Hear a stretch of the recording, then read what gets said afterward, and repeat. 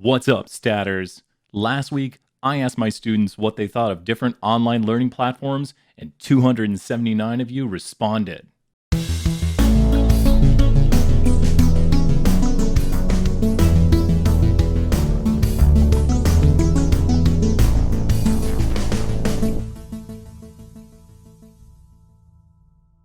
So let's take a look at these results right here. With 279 responses in, the favorite social media site was YouTube. If you take a look, you see there's a second place runoff here between Zoom and Twitter. Now, Zoom isn't technically a social media site, but I listed it. And you'll see that we have Discord here coming in a third place after we say these two are basically a tie, and then Twitch coming in dead last. Only 1% of people suggesting Twitch as their favorite. Remember, this is favorite. We didn't do like a ranked choice right here. This is just people's favorite sites for us to use for the class. So this first graphic we analyzed here was a pie chart, which analyzes univariate categorical data. The next graphics we have right here are bar charts, and we have multiple bar charts displaying the experience people have with different social media sites. And people are most experienced with YouTube. 245 out of the 279 students say they are very experienced. So I feel confident using this platform that people understand it. Once again, if you ever have questions, feel free to email me at bstevens@utk.edu and I'll help you out with your questions. The second most experienced platform was Zoom, with the vast majority of students being experienced, or we have about maybe a third of somewhat experienced right here. But still, people understand the Zoom platform very well. Twitter comes in kind of next place, and majority of people understand it, somewhat understand it, and then we have people who have never really used it much. But we do have two platforms here that people have no experience with, they've never used. And so when we look right here, 207 out of the 279 students have never used Discord, and a lot of people have never used Twitch. And so when we look at what these platforms are used for, we see that Discord is primarily used for kind of like interaction, like a GroupMe would be used. So when you think of Discord, think it's basically a GroupMe with just more options. Twitch is more analogous to YouTube, so it has similar features, but you can stream instantaneously. It's more gaming content on Twitch. So that's why I've primarily decided for us to use YouTube. I was considering Twitch as a platform, but the vast majority of people understand YouTube and prefer YouTube. So we're definitely going YouTube right there. Next, we have which social media platforms do you prefer me to use for the class? And you'll notice the vast majority of people want me to use YouTube. So we're definitely staying with YouTube. I'd considered switching to Twitch, but only 19 people want me to use Twitch, and around a third of students don't want me to use Twitch at all. So we will not be switching to Twitch this semester. We will be staying with YouTube and doing the classes through YouTube. Next, you'll see that the second place winner was Zoom.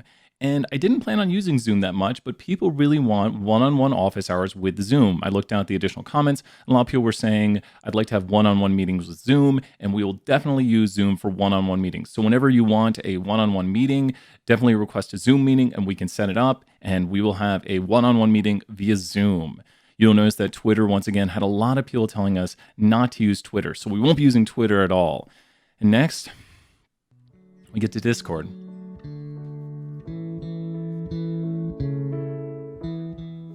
Wait, I bet we could do a bivariate analysis to find some sort of justification for using Discord. Let's give it a shot. So what I've done right here is I've taken our data and loaded it into a shiny applet that I created in RStudio. If you're in BAS 320 or BAS 474, you'll learn how to code in R throughout the semester. Now, you'll notice that these variables are now quantitative. I took people's experience with a platform and labeled it 1 through 3. 1 being least and 3 being most. I took the way people prefer platforms and labeled it 1 through 5, with 1 being least preferred and 5 being most preferred. And with these quantitative variables, I'm able to do things like linear regression. So let's go ahead and investigate the relationships between why do people like Discord. Now this is my why variable, which makes it the variable of interest. It's like asking the question, why? Why do people like Discord? And what we have here on the right is all the correlations possible throughout every variable we've taken. And you'll notice they're sorted by the ones with the greatest magnitude. And you can see this by changing it to different variables. And sometimes you'll get a negative there just because it's sorted by absolute value. You'll see by the absolute value it's sorted. So let's go back to why do people like Discord? And the reason people like Discord is because they like Twitch. And we see that strong association between the two variables. So it's maybe gaming platforms or people using Discord as the voice channel while they're on Twitch and stuff like that. But we also see in second place, people like Discord because they have an experience with Discord. The more experienced they are with Discord, the more likely they are to like it. There's a very strong correlation right there. We can also get R squared by squaring that and see around 25% of the variation in why people like Discord is explained by their experience with Discord. So let's go ahead and put that into the X variable right here. So we are saying, why do people like Discord? Maybe it's their experience with Discord that explains it. Now let's look at the scatter plot, and you'll notice this relationship right here, that we notice people who have less of an experience with Discord, and there's more dots down here. You might notice that it looks like the line doesn't go through it. It's just that there's a lot of people who are less experienced with Discord, so there's multiple dots right here and very few dots up here. But the more experienced someone is with Discord, the higher value they give to liking it. To individuals who differ in their experience with Discord by 1 unit, the individual with more experience is more likely to give a higher value of liking to Discord. So you'll notice this right here kind of led to my decision that if students gain experience with Discord, they might be more likely to like it.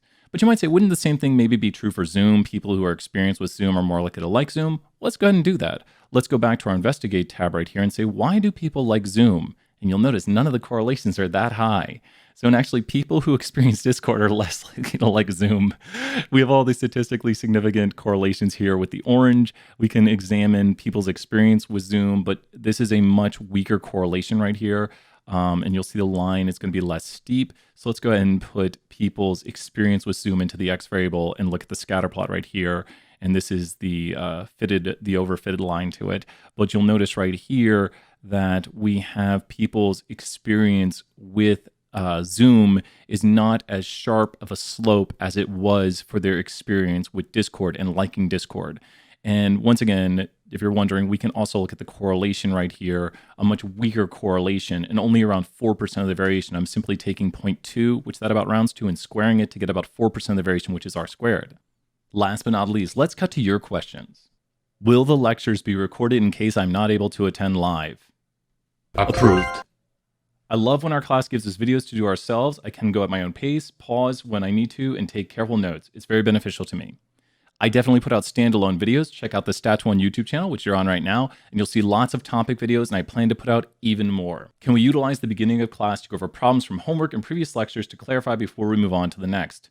Definitely. We are going to do that throughout the semester. We often have time for review, and I do a lot during office hours to help review. For office hours purposes, I would love the capability of making one-on-one appointments if possible. Definitely, we're doing that. Are you able to post a recording online somewhere like a YouTube playlist after each lesson so if something comes up like a bad internet connection, we will not miss the information required? Yes, I will post everything in a playlist, and also you'll get to rewind even live during the video. Instagram? If we find a way to use it, who knows? Clear due dates and a lesson plan to follow. Definitely. We'll be sending out a lesson plan and clear due dates for you to follow, so stay tuned and make sure to stay on track with the homework and the assignments. If you do the class on Twitch, it'd be the greatest class ever, plus add the donation feature. Well, one thing we've done is we've monetized the YouTube channel. Not all videos are monetized, and our lectures will not be monetized. With this in mind, any money we make goes back to the students. So if you ever see an ad before a video, that money is going back to the students. And we should be able to cash out because we'll finally have made enough money to take the money out from YouTube. And we'll find some way to either do scholarships, a pizza party, or something to help out the students with the money we're able to make through the channel. Can we move the time back to the original? This came up, I think 2 or 3 people asked this, and I have no control over that. I do miss our original time, but we are going to use the time that we have. So I'll see you during that time. I'm comfortable with all platforms. I may need some help with Discord, but I'm okay with using anything. I'm excited to learn about stats. I'm excited to learn about stats too. I'll be seeing you soon. So just to review, we're going to do the lectures on YouTube. One great feature is you can rewind even while live. We also have the recordings that go up after, and I can put them in playlist. You also get bonus points for watching live. So we actually have a bot in the channel, and you can check your points at any moment while the lecture is going on. You can also chat with other students, and you can use an anonymous name if you like. Just email me to let me know who you are in the chat. That way I just know, okay, this is a person in our class. We have that we're going to use Zoom for meetings with students, like one-on-one meetings. And we're also going to be trying out the Discord. We're going to try to interact on it. It's 100% optional. It's something new we're trying out, and we'll see if it succeeds. If it doesn't, then we'll change plans maybe midway through the semester, but we're going to give it a shot. Twitch, we're not really going to use, but possibly for a fundraiser, who knows, where we do like Amazon Prime subscriptions. But once again, any money made there would go back to students. So if we are able to somehow do streams on Twitch just for fun events, and then people use their Prime subscriptions, we could raise money for students and just give back all that money. With this right here, we have last but not least Twitter, which we're not going to use Twitter at all. Twitter is not happening. So these are our plans for the semester. And that's got it for the video. I hope you maybe learned a little bit of statistics and maybe caught some YouTube references, but I hope to hear from you soon. And if you have any questions, email me at bstevens@utk.edu. I'll see you soon.